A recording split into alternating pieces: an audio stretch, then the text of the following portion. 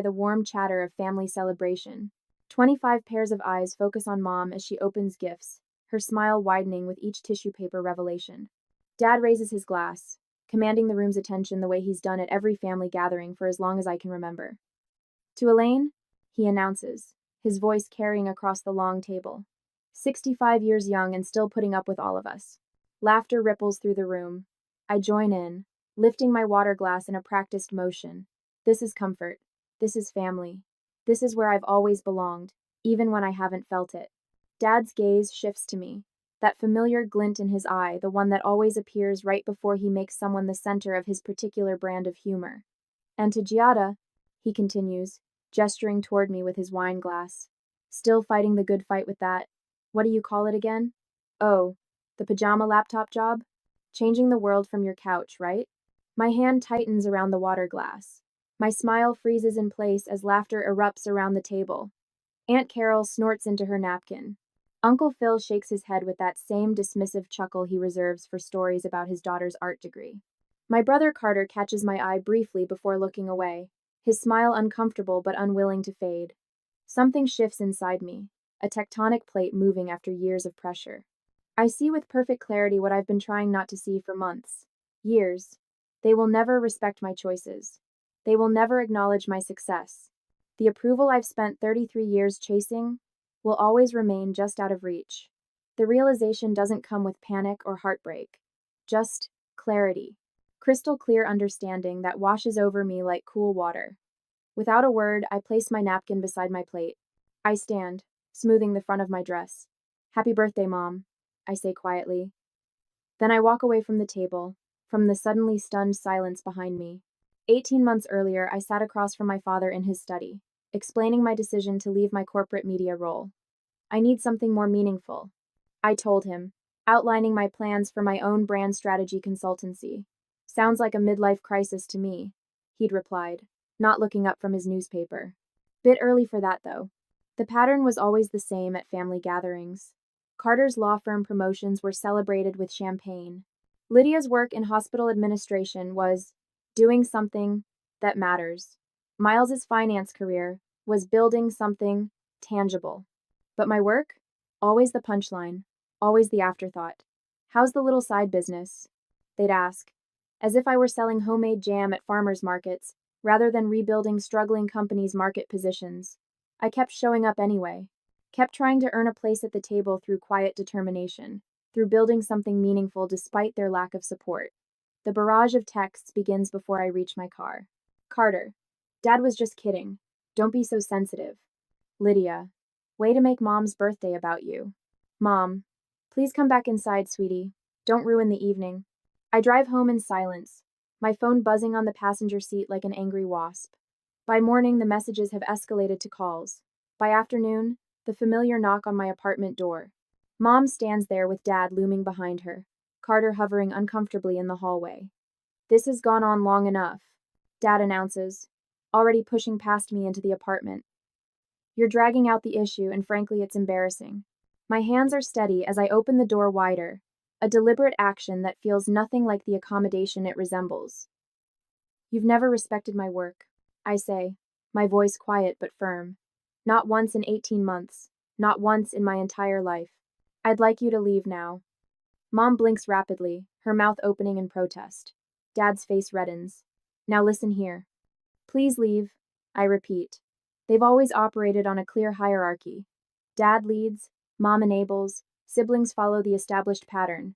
For 33 years, I've been a reliable part of that machinery, the quiet one, the accommodating one, the one who maintains the peace. Now I'm risking my place in the family structure, watching their faces shift between shock and anger as they process this unexpected malfunction in the system.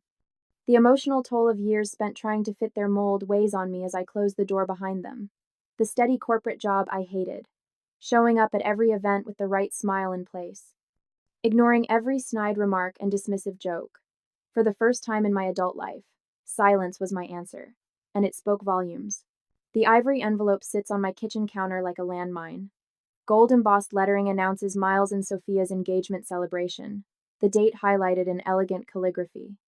6 weeks have passed since I walked out of Mom's birthday dinner, and this invitation arrives without a hint of reconciliation. Just my name and address, as if nothing happened. I trace my finger over the RSVP card. No, we miss you, or let's talk.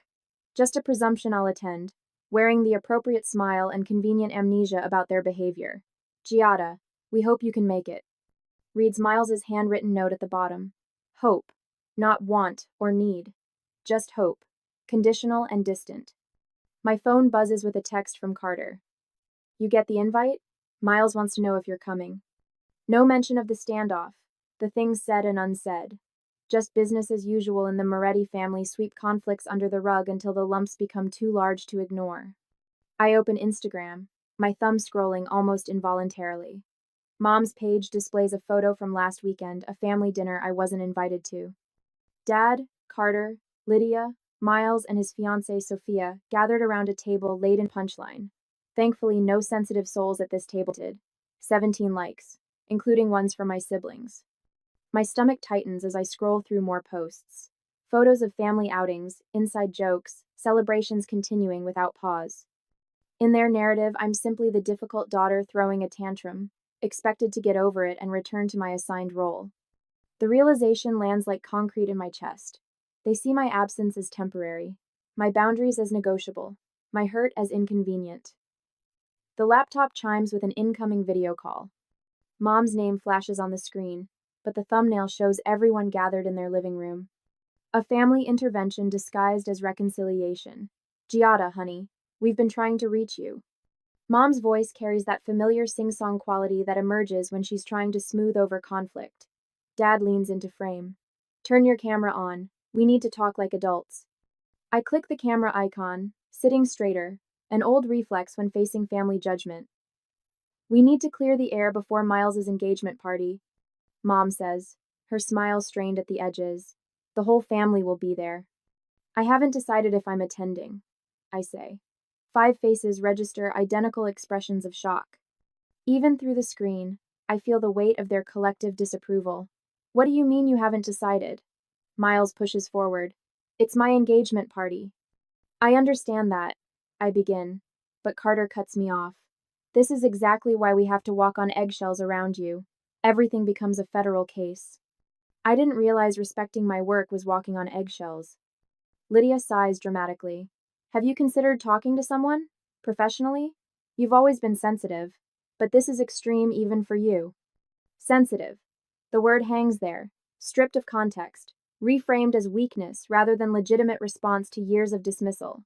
You can't miss this, Giada, Miles says, leaning toward the camera. It would completely ruin my special day if my own sister wasn't there. That's not my intention. Dad's voice overrides mine, louder and final. You've always been the difficult one, Giada. Always trying to be different instead of being part of this family. The accusation lands with practiced precision. Different, difficult. The labels they've assigned me since childhood, whenever I failed to conform. If you miss this party, Mom adds softly, delivering the threat with gentle hands, it will permanently damage your relationship with Miles. Is that what you want? The subtext is clear. Conform or be cast out. Play your part or lose your place. The family system tolerates no defectors. Think about what this means, Lydia continues. All the extended family will be there. What will everyone think if you're the only one missing? The practical consequences unfold before me, cousins, aunts, and uncles hearing only their version of events. Whispers of, what happened to Giada? With answers shaped by my absence. We're trying to help you, Carter says. Don't you see that? The call ends 30 minutes later. I sit alone in my apartment, tears falling freely as the weight of their expectations presses down. The choice before me feels impossible. Maintain my dignity or maintain my family ties. Neither option promises peace. My laptop pings with a new email. A client I worked with last quarter, a small publishing house on the brink of closure before my rebrand strategy. Giada, we've just closed our most successful quarter in 5 years. The board specifically mentioned you as the quiet force behind our company's transformation. Thought you should know. I stare at the message, warmth spreading through my chest. Someone sees the value in my work. Someone recognizes what I've built. As I sit reading that email, I wonder, should I attend the engagement party and maintain peace? Or should I finally show my family what I've built on my own terms? Sometimes silence speaks volumes, but would missing my brother's celebration be a statement or a surrender? My family wants me there as the version of myself they've created, not the woman I've become. The ivory invitation waits on my counter, demanding an answer. The longer I look at it, the more clearly I see the question isn't whether I'll attend Miles's party, it's whether I'll continue attending the performance of family at the expense of my truth.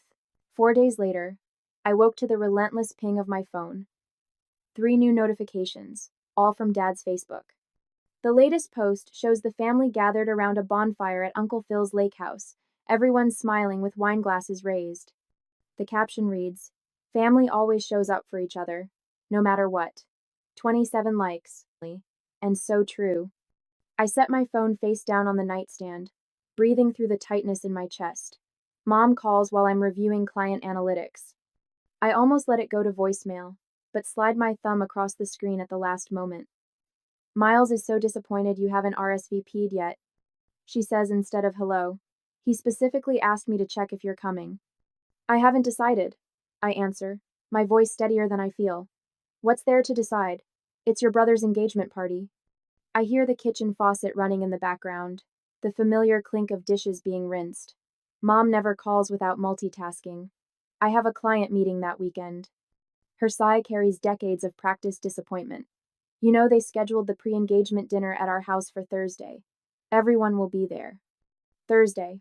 My meeting with Portland National Bank, my largest potential client to date. The coincidence feels too perfect to be accidental. After we hang up, Aunt Carol texts, "Why are you causing drama before Miles's big day?" Then Uncle Phil. Then my cousin Stephanie. The family phone tree activated, branches heavy with judgment. At 2 a.m., I'm still at my desk, sleep a distant memory. The proposal for Portland National glows on my screen, every slide scrutinized a dozen times. My back aches from hunching over my laptop for 14 hours straight. The clock in the corner of my screen seems to mock my dedication or desperation. This is the 3rd night this week I've worked until dawn. Not because the projects demand it, but because proving my business isn't a hobby has become an obsession. The irony doesn't escape me. Working myself to exhaustion, to prove something to people who won't believe it anyway. Before every family call, the anxiety starts as a flutter in my stomach and climbs to my chest, making my hands shake and my thoughts scatter. I've developed rituals to counter it. Deep breaths, shoulder rolls, rehearsed responses to potential criticisms. No, this isn't just a phase. Yes, I have actual clients. No, I don't regret leaving my corporate job. Words practiced in the shower, in front of mirrors, while driving ammunition stockpiled for battles I always lose anyway. The holidays are worst. Last Christmas, I stayed home to finalize a campaign launch, watching my family's celebration unfold through Instagram stories. Mom in her red apron, Dad carving the turkey. The empty chair at the table nobody mentioned. A knock at my door startles me from my thoughts. It's nearly 6 in the evening, and I haven't left my apartment all day. I peer through the peephole to find Rebecca, my neighbor, holding something wrapped in a kitchen towel. "You looked like you could use something warm," she says when I open the door, handing me a loaf of bread still radiating heat. Sometimes the family we choose matters more than the one we're born into. The simple kindness catches me off guard. I invite her in for coffee, the first human interaction I've had in days that doesn't involve client meetings or family tension. 3 days later, I'm reviewing architectural plans for my studio space in the Arts District when Carter calls. I know why before I answer. "So are you coming to the engagement party or what?" he asks, his lawyer voice in full effect. Mom's about to lose it over the RSVP list. I look down at the plans spread across my coffee table, the culmination of 18 months of work, the physical manifestation of everything I've built. I'm investing in myself that weekend. I say simply, what could possibly be more important than family? The disbelief in his voice is palpable. My fingers trace the outline of what will become my conference room. For once, I'm putting myself first. I'm investing $24,000 in a physical studio space. That's my priority now. The silence stretches between us, heavy with surprise. When Carter finally speaks, his voice has hardened. "Mom and Dad were right. You really have changed." I feel an unexpected smile form. "Yes," I reply. "That's the point." There. After the call ends, I text Jenna and Mark, former colleagues who left the corporate world before I did. Within minutes, they've both offered to help with the studio renovation. We'll bring paintbrushes this weekend, Jenna writes. And wine. Lots of wine. Over the next 2 weeks, the empty space begins to transform. The owners of the coffee shop downstairs bring up espressos and welcome cards. The vintage clothing boutique owner across the hall stops by with a hand-selected scarf to match your new sign. The florist from the corner delivers an arrangement with a note that reads, "To new beginnings." These people have no obligation to me, no shared DNA or holiday traditions, yet they celebrate my vision without question, without diminishment. At my dining room table, I finalize the guest list for my studio launch. Clients who've trusted me with their brands, collaborators who've shared their expertise, industry friends who've offered connections and advice when my family offered only doubts. I schedule the launch for Saturday, the 12th of June, the same day as Miles's engagement party.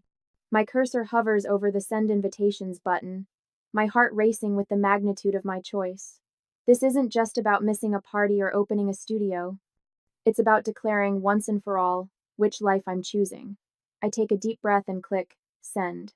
The morning light streams through the tall windows of my empty studio space, casting geometric patterns across the polished concrete floor. I check my watch, 6:17 a.m. I've been here since 4, methodically transforming this blank canvas into something real. I slide the heavy walnut desk into position, my fingers tracing its smooth edges. Each piece of furniture I've selected carries intention. The custom ergonomic chairs in soft charcoal fabric, the glass partitions that create distinct work areas while maintaining openness, the understated signage with my company name etched in a clean, confident font. Perfect alignment, I whisper, stepping back to assess the desk's position relative to the windows. The morning light will hit it just right, during client meetings professional, without being intimidating. I spend the next hour arranging client portfolios on the central table, each leather-bound folder containing evidence of businesses transformed, strategies implemented, success measured in real numbers. My fingers linger on the Peterson outdoor gear case study, my first major client after leaving the corporate world. The one my father had called a small-time operation not worth the effort. When the last portfolio is placed, I stand in the center of the room and take it all in. The space breathes with possibility, professional, elegant, undeniably successful. For the first time since walking out of my mother's birthday dinner, I feel something close to peace. So this is why you're missing Miles's party? For work? I turn to find Lydia standing in the doorway, her expression hovering between annoyance and reluctant admiration. I hadn't invited family, yet here she is in her designer blazer and perfect makeup, uninvited and unexpected. The launch has been planned for months. I answer simply, watching her eyes travel around the space, tallying its worth. Miles is devastated, you know. An engagement only happens once. Her voice carries the practiced guilt I've heard all my life. But something's different now, we're on my territory. Not gathered around our parents' dining table. Before I can respond, Jake Peterson himself approaches from the refreshment table, champagne flute in hand. Giada, I was just telling the Chronicle reporter how your rebranding strategy boosted our Q2 sales by 38%.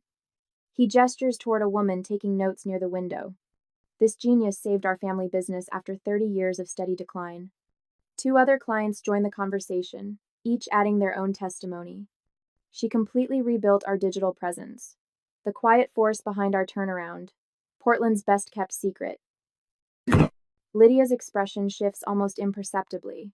Her mouth opens slightly, then closes. For the first time in our adult lives, I watch my sister recognize something in me she hadn't seen before. I had no idea, she says quietly, her phone already out, snapping pictures of the space. Does Mom know what you've built here?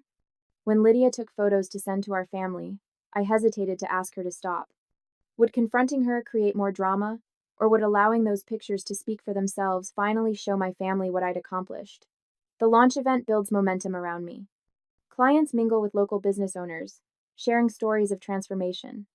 The reporter from the Portland Business Chronicle scribbles in her notebook, occasionally glancing up to ask follow-up questions about what she calls the quiet builder of Portland's success. I hope you don't mind the ambush, Rebecca says, appearing at my elbow with a small group of neighbors in tow. We wanted to surprise you. Cause it. My neighbor has brought half our building, the retired teacher from 4B, the young couple from across the hall, even the cantankerous Mr. Wilson from the first floor. They're all here, filling my professional space with the warmth of community I never found at family gatherings. I'm glad you came, I tell her, meaning it more deeply than she knows. The afternoon unfolds like a dream, champagne glasses clinking, business cards exchanged, conversations flowing around me as I stand in the center of what I've created. This isn't just a business milestone, it's the celebration of a new life built on my own terms. Later, I catch Lydia texting rapidly in the corner, her thumbs flying across her screen. Within minutes, my phone buzzes with notifications from the family group chat. Giada went all out but didn't invite any of us. Lydia's message reads beneath photos of my studio. The responses flood in immediately. Dad. Choosing work over family again. Typical. Mom. The space looks lovely, sweetie. Wish we could have been there. Carter. That's actually really impressive. Nice work, G. Miles. Looks really professional. Sorry I missed it. Dad again. Miles's engagement should have been the priority. Some things matter more than work. The mixed messages continue, contradictions filling my screen, criticism of my priorities alongside reluctant admiration for what I've built. For the first time, I see cracks forming in their united front. My phone buzzes with a private text from Miles. The studio looks really professional.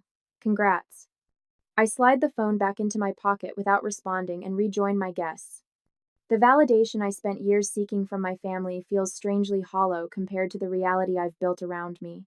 Clients who value my work, neighbors who show up unasked, a reporter who sees my success as worthy of coverage. The studio launch isn't just a business milestone. It's the first day of the rest of my life. A day later, my phone buzzes with the 7th text message in an hour. I turn it face down on my desk, refusing to let the steady stream of family communications distract me from organizing client files. The launch event was a success beyond my expectations, but apparently my absence from Miles's engagement party has triggered a family crisis. When I finally check my messages during lunch, they form a predictable pattern of guilt and manipulation. Martin, you had an event last night. Would have been nice to invite family. I breathe slowly through my nose, recognizing the passive-aggressive tactic. My father knows exactly why I didn't invite them, the same reason he never invited me to his retirement celebrations after I left the corporate world. Next comes Mom's voicemail, her voice wavering between hurt and accusation. Miles was hurt you chose a work party over family. We raised you better than this, Giada. The most telling messages come from my siblings. Their nearly identical wording reveals the family coordination happening behind the scenes. Carter, you need to apologize to Miles. He's really upset. Lydia, an apology would go a long way right now. Miles, I expected more from you. A simple apology is all it would take. The final blow arrives just before I close my office for the evening. Dad's ultimatum wrapped in family concern. Your continued disrespect may result in us having to exclude you from future gatherings until you show proper remorse. This isn't what families do to each other. I place my phone in my desk drawer without responding and drive home with the windows down, letting the air clear my thoughts. Morning light streams through my apartment windows as I sip coffee and scroll through local news on my tablet the next day. A headline catches my eye. Portland's quiet powerhouse, how Giada Moretti is transforming local businesses. The article features photos from the launch, quotes from clients, and a detailed profile of my consulting approach. My phone chimes with notifications, a flood of new inquiries from potential clients who read the feature. 3 requests for consultations, 2 partnership proposals, and an invitation to speak at a local business leadership forum next month. Walking into my studio feels different today. My heels click with purpose against the hardwood floors. The smell of fresh paint mingles with coffee as my first client arrives for a morning meeting. They bring a colleague interested in our services, and I guide them through a presentation with steady hands and clear voice. During a brief break, I pull up the family group chat on my phone. Rather than crafting the apologetic explanation they're waiting for, I simply send notifications and return to my clients. The silence that was once my refuge from confrontation has transformed into something else entirely. A boundary, a statement, a choice. 2 months later, I stand backstage at the Portland Business Leadership Forum, reviewing my notes for the panel discussion. The topic: Building Success Without Traditional Support Systems. My segment focuses on creating professional momentum when family validation isn't available, a subject I know intimately. As I step onto the stage, scanning the audience out of habit, I freeze momentarily. 6 rows back sits my father, his posture stiff and expression unreadable. Our eyes meet briefly before I look away, my heart hammering against my ribs. I have no idea why he's here, or who connected him to this event. The moderator introduces me, and muscle memory carries me forward. I speak clearly about strategic planning, client relationships, and building community connections when family resources aren't available. The questions flow naturally, and I find myself relaxing despite my father's presence. I neither acknowledge nor ignore him, simply continuing as planned. When asked about overcoming obstacles, I lean slightly forward in my chair. The hardest part wasn't creating the business, I say. It was accepting that not everyone who should support you will. Sometimes success isn't loud. It doesn't need validation or permission. It just needs to matter to you. Applause follows as the panel concludes. Attendees cluster around speakers, exchanging business cards and conversations. I'm discussing a potential collaboration when I sense someone approaching from behind. That was quite impressive, my father says, his voice carrying that familiar tone of calculated casualness. You've built something real here. I turn slowly. Martin stands with his hands in his pockets, waiting for my gratitude at his acknowledgement. Thank you for coming, I say, my voice steady. I'm not your enemy, Giada. He extends his hand as if offering peace. Something shifts in me. Not the volcanic anger I once feared, but something cooler and more certain. You're not my enemy. I agree, not taking his hand. But you've chosen your pride over respecting me. His hand drops, his expression darkening with familiar disapproval. Before he can respond, I nod politely and walk away, leaving him standing alone exactly as I once stood at so many family gatherings. Over the next week, the family grapevine buzzes with news of our encounter. Aunt Carol calls to tell me I've broken your father's heart, while Uncle Phil surprisingly emails that he always knew you had it in you. The family splits along unexpected lines, some condemning my reader. Disrespect, others quietly expressing admiration for my independence. When I return from the studio on Friday evening, a cream-colored envelope waits in my mailbox. Inside is an invitation to Thanksgiving at my parents' house, still 3 months away. What catches my attention is the handwritten note in my mother's elegant script along the margin. We miss you. I place the invitation on my kitchen counter and stand looking at it for a long moment, wondering what kind of peace it offers and what it might cost. Light streams through the floor-to-ceiling windows of my expanded studio space, washing over the walnut conference table where my team sits. 3 months ago, this space was half the size. Now, with the adjoining unit incorporated, Patterson and Moretti Brand Consulting occupies the entire corner of the Portland Arts District building. The Westbrook campaign exceeded their quarterly targets by 23%, I say, clicking to the next slide. Their social engagement has doubled since implementing our strategy. Heads nod appreciatively around the table. 5 consultants, all reporting to me. A reality I sometimes still can't believe. Giada, Bloomberg Business just ran that feature on women-owned consultancies in the Pacific Northwest. Kendra says, sliding her tablet toward me. You're highlighted in the sidebar as Portland's quiet powerhouse. I smile, remembering how I once rehearsed responses to my family's cutting remarks in bathroom mirrors. Now, my name appears in business journals, and local entrepreneurs seek me out at networking events. The revenue reports show a 40% increase since last quarter. Numbers don't lie, unlike family platitudes.